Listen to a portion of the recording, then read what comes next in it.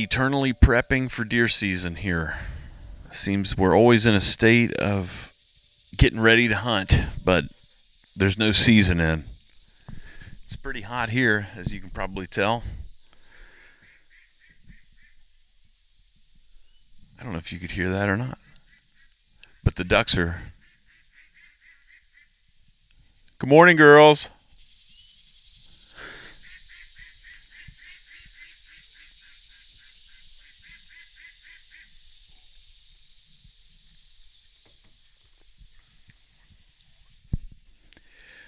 The ducks were saying good morning. I don't know if you could hear that.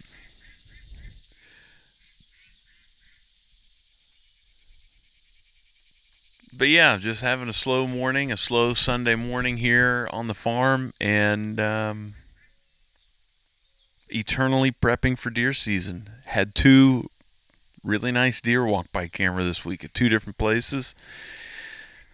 So that's exciting. The cameras are starting to work. They're a huge pain. I don't have cell service on almost any of my cameras right now, but when I occasionally get a camera come through or a picture come through, it's been exciting, and I've manually collected a couple cards and confirmed that there are some patternable, huntable, nice bucks walking around. End of July, great time to start scouting if you haven't yet. I don't know if you can hear that road noise or not with this mic. I tested it last night and it seemed like you couldn't, but that guy was kind of loud. That was like a dune buggy kind of situation. So I don't know. You might hear that one, but yeah. So this year with the trail cam tactics, if you saw my last video, I didn't really explain it too well, but I touched on it for a little bit. So typically with trail cameras, I set it up somewhere that I know is close to where I'm going to hunt, close to where deer are, and I bait it. And I just bait the fire out of it and see what comes. Usually in a couple weeks, you've got a pretty good inventory of what you've got on your property, or at least within 50 acres or so right there. Because in the summer, I don't know how much they move long distances. I mean, I'm sure they do occasionally. But we've had so much water. We've got so much water on all the properties that we hunt, including ours here, that I think they really hold the deer most of the summer. As long as there's food and water, I think they're hanging right there. We don't get a whole lot of change. Seems that middle August I start seeing some change. I don't know if that's a change as far as from beans to corn, or what the change is exactly. Not that they're going to quit eating beans until they turn brown, but it seems like into August, 1st of September, I'll see a couple new bucks show up. And maybe they're just ending their summer feeding pattern super early. But this week I got two new bucks. One may not be new, but he's changed quite a bit. And I've got some better pictures of him. The other one's brand new. He appears to be a descendant of a buck here that is no longer, or at least he wasn't last year, that we called Tank. And I'll show a couple pictures of him here. But Tank was a monster. Saw him in person several times. Huge brow tines, an old 8-point. But very cool deer. Tank, because he was probably 6 inches taller than every other deer, like his bone structure. He was just an enormous animal, and I think we've got a picture of an offspring of his. We'll see. We're gonna keep an eye out on him and see how things progress. But that's exciting. I don't know. It's exciting in summer when you start seeing some bucks that are on a pattern. They're local.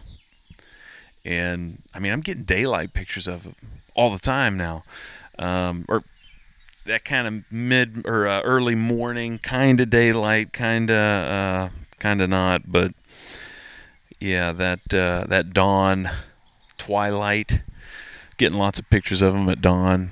So I think he's walking back to his bedding area, and I think right where I have this camera, I could put a stand, and it's kind of between wherever he's feeding and his bedding area. I think I know about where his bedding area is. I think this camera's about 150 yards from his bed, but we'll see.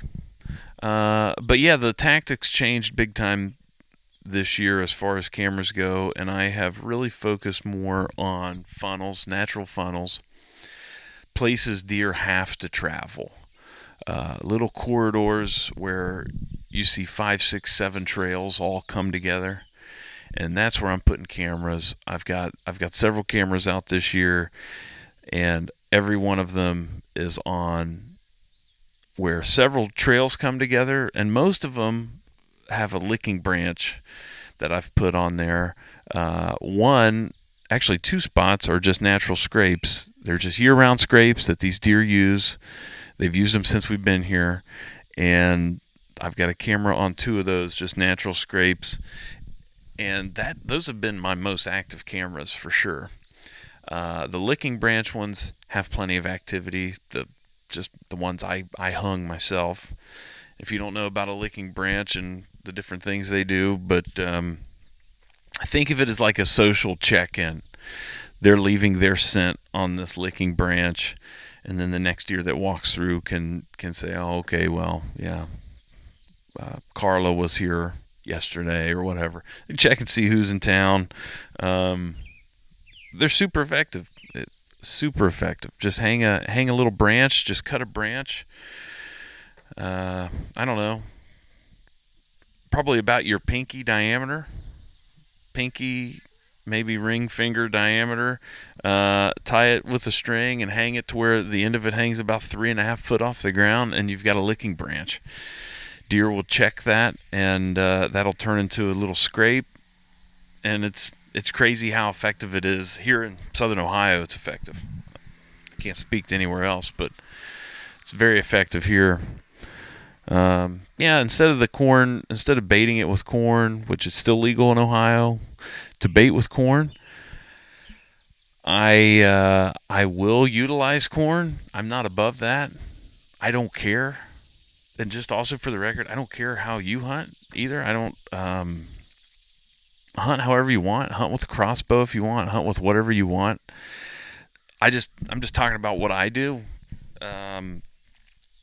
I truly don't have an emotional connection to what weapon you kill your deer with, or if you use bait or not. I know that those are huge topics of contention with a lot of folks. But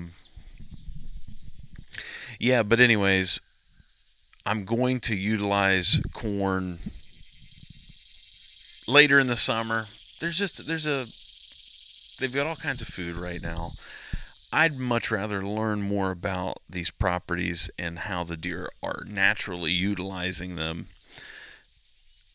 I think it's very tempting to dump 200 pounds of corn out and throw a camera up and quickly figure out what you've got. And I think in a lot of instances that's super important and a great strategy. And that's exactly what I did the last 2 years here, and it worked out very effectively for me. But now I'm going into like our 3rd season here, and frankly, I just want to learn more about how the deer use this place, because it's been hunted lightly for the last decade or so, and the deer have patterns, and they've got natural corridors and trails that they're utilizing, and I'd like to pick up on their patterns a little bit more naturally, I guess. That's just my opinion. That's just what I'm going to try. In 3 weeks, if I pull all my cards that I think I don't have great reception on and there are not pictures on them, I will probably go back and try to figure out what I'm doing wrong. Are these old trails? Are these old cow trails? There used to be cattle all over this property up until just a couple years ago. Maybe the oak trees are starting to drop. Maybe there's acorns everywhere, and maybe we've got a lot of white oaks. We got red oaks and white oaks, but we've got a lot of white oaks. They're going to drop earlier most of the time. Those acorns are super sweet to the deer. I mean, they're extremely bitter and disgusting to us, but the tannins in the acorns, those deer have a way to metabolize that into sugar, and it tastes like sugar to them. And white oaks have the most tannins, and they're going to hit those first because they're the sweetest. Sorry if you can hear that truck in the background. But maybe they've moved on to oak trees. I mean, that's not my problem here. If I don't have pictures right now, that's got nothing to do with oak trees. I'm in the wrong spot. Or somebody else is baiting real heavy close to me. There's something that's going to be pulling them off. And that's what I like about cameras is it's not impossible to find those answers without cameras, but it's just so much. I feel like it's just so much more accurate when you lean on those cameras for that. But yeah, we'll see how it goes. So far, we're having good luck. Haven't found an absolute giant, which is the goal. So yeah, if you haven't tried a licking branch, I highly recommend it. You see them out in the wild, and you don't even realize it. Wild grape vines make a killer licking branch. Cut off a 3-foot long strip of that and hang that from a branch. You'll have fawns and does hitting it an hour later. It's yeah, they're cool. Try them out and see. I said in an hour they'll find it, but it may take 24 hours. It usually doesn't take longer than that. If you have deer, if you're on a deer trail, if you're on a hot deer trail. But again, if you find a deer trail in the woods, follow that until you find another deer trail close, and you'll see it next to you. And eventually you're going to see where those cross. And if you can follow deer trails until multiple are all crossing in one spot, then look up and look around. What's the landscape doing here? There's typically a reason those are all crossing there. It's not just a coincidence. But those are killer places to hang a trail camera without bait, at least so far, in my opinion. So give it a try. Tell me what you think. What kind of trail camera strategies are you using? Trail cameras are a fun way to extend the season for me. I've got kids. I've got little kids. You know, we've all got jobs and commitments, and spending the extra money a month to have a cell camera or to have multiple cell cameras, it's just a fun way to get deeper into this thing. And instead of flipping through Facebook and Instagram, you're flipping through your trail cameras and you're learning more about your properties. And if you couple that with like Onyx, and you can drop some of those pictures on Onyx and they'll live there forever. You know, you can look back and say, oh, look, 5 years ago, that's where that one buck was. There's just something cool about that historical data. And I hope to be able to pass it down to my kids and nieces and nephews someday that hunt this property years from now.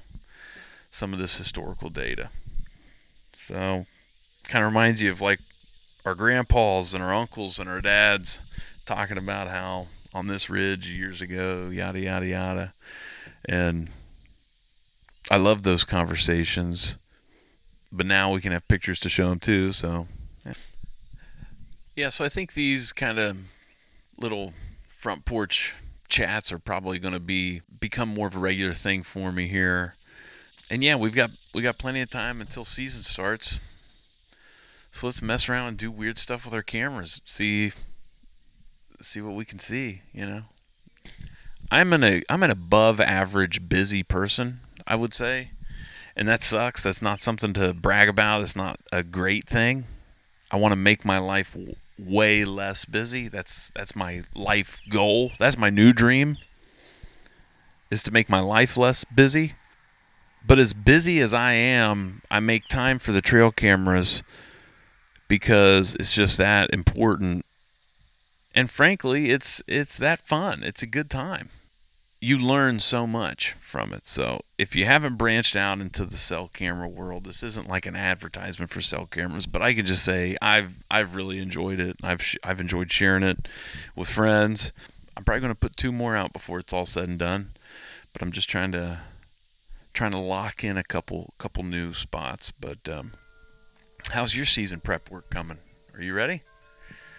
Are you seeing anything you want to kill yet? Maybe you don't want to kill them. Maybe you just want to look at them all the time. Let me know, though. If you don't want to kill them, let me know. Thanks, guys. Have a great day and a great week.